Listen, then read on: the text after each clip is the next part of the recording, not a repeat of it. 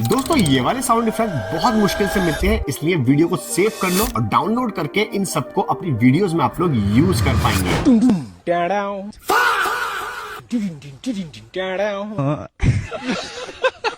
मतलब वो अलग ही लेवल का बंदा था। मगर लाडले गो गो गो गो गो। ऐसी वेबसाइट देखने के लिए, ऐसे एसेट्स पाने के लिए आप लोग मुझे फॉलो कर सकते हैं।